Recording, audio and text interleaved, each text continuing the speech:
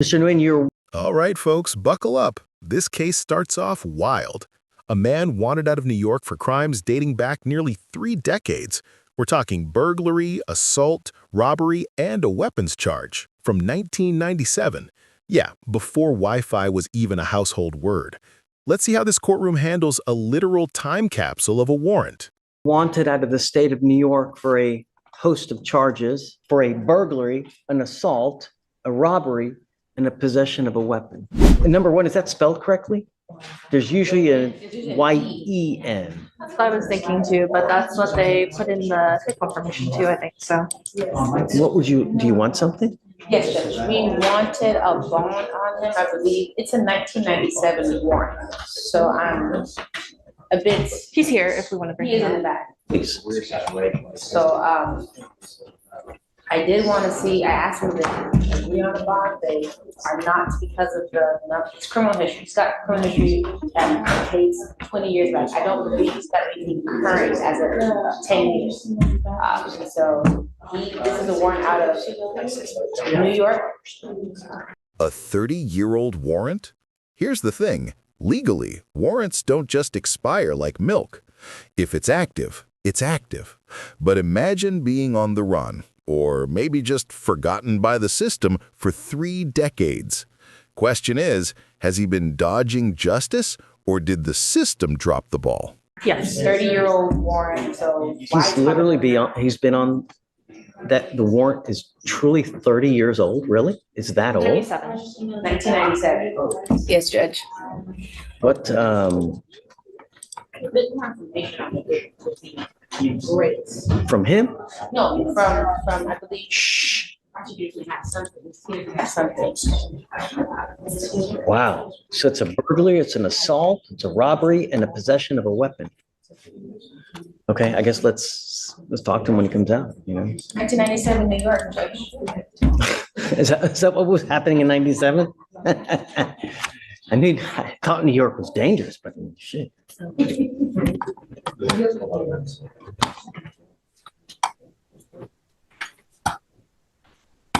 Do you want to do a name change, Katie, or no? I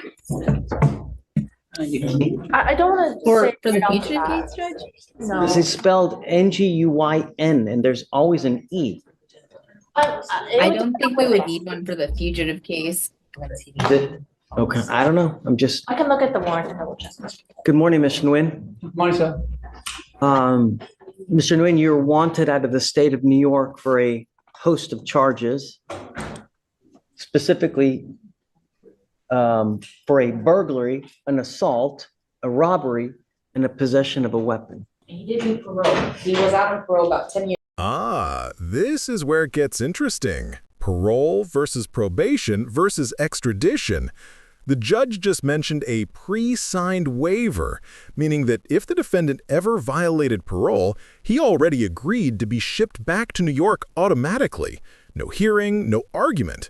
If that's true, this whole case might be over before it even begins. Years ago on these cases, so once again, we're not sure. Wait. That may change things. If he's out on parole, then, hold on. I'm sorry. It's okay. But if he's out on parole, Katie, there may be a pre-signed waiver. He completed parole. Judge, let me check. I'm not seeing that we have a pre-signed waiver, Have you, but I think that, Amy, you had some contact with the jurisdiction? Yeah, so Manhattan County reached out to us this morning. They were asking if we had the waiver or a refusal for him yet. They didn't indicate to me whether this was a probation or a parole. I can reach back out to them to see. Yeah, that's really important. I'll do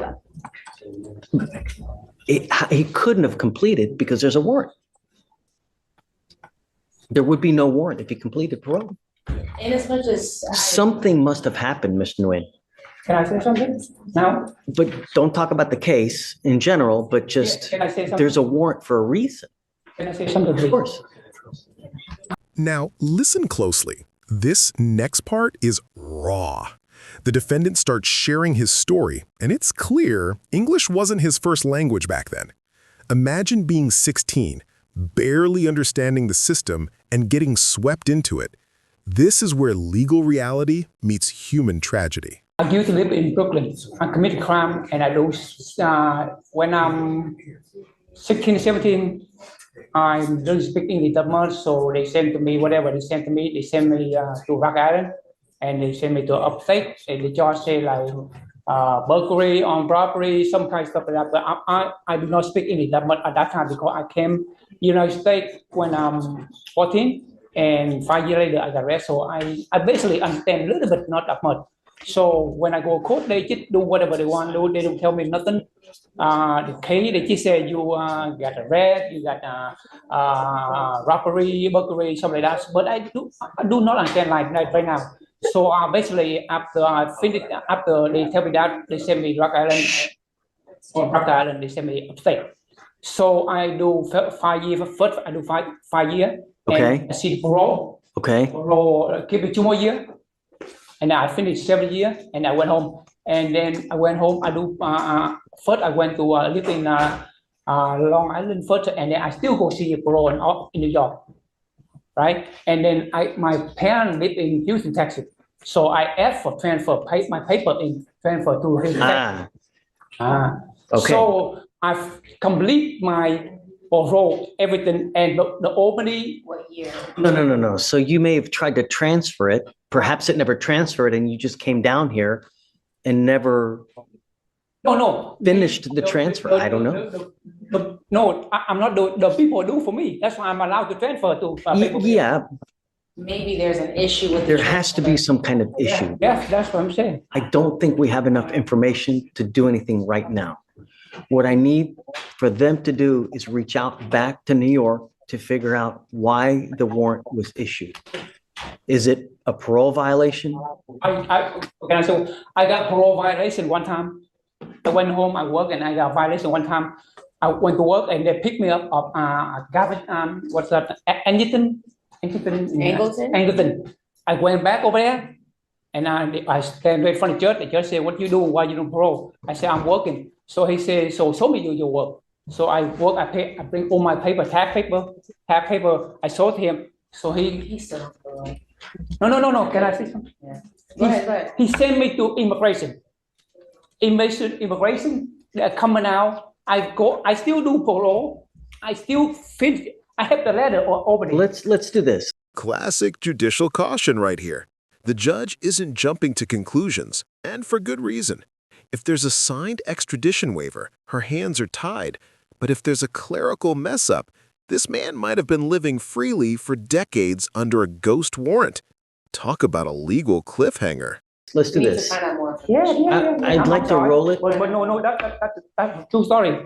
That's true story. I get you. We just need them to cross. So let's do this. Yes, sir. I'm going to roll it to tomorrow because it's already nearly 12 o'clock. I want to give them time to look into it, to see what New York has to say. A lot of times when you get on parole, you sign a document that's a pre-signed waiver, meaning that you already agreed to waive extradition if this happens. We need to know if that has happened and if you have signed that, because if you have, I cannot give you a bond. Even if I wanted to give you a bond, I cannot give you one because there's a waiver that's already been signed. What does that mean, waive, sir? I'll let Ms. Oko explain that to you in back because I got a lot of people waiting. Yes, sir. But regardless, I'm not ready to do anything today. Yes, sir. I need more information from the prosecutors. Can I say last thing before I go? Sure. What I do is, what happened is I finish parole, everything. I get the letter from Albany, say I'm complete to Albany State in New York. That all the paper go to Albany. So, but something must have happened. Something, we need to figure it out. Yes, I got the letter, everything. They send me a letter, everything. And Judge, I would just add that, I mean, at least from what I'm seeing when I run him, which I'm a little hesitant, but like there's like multiple states with like criminal histories that's like very extensive, that's more than just New York. And so we would also have to try to like. Okay, I guess just take your time, find out, and then we'll regroup tomorrow. Get all his 20 years back. There's nothing more. I get it. I just want to know if there's a pre-signed waiver. We'll see you tomorw. All right, thanks, sir. So there it is, a courtroom frozen in suspense. Is this a fugitive finally caught after 30 years? Or a man wronged by paperwork lost to time?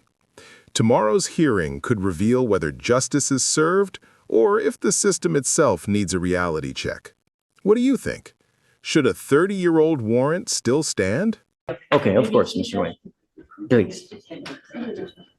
All right, thank you, Amy. Call him. I approach Judge. Of course.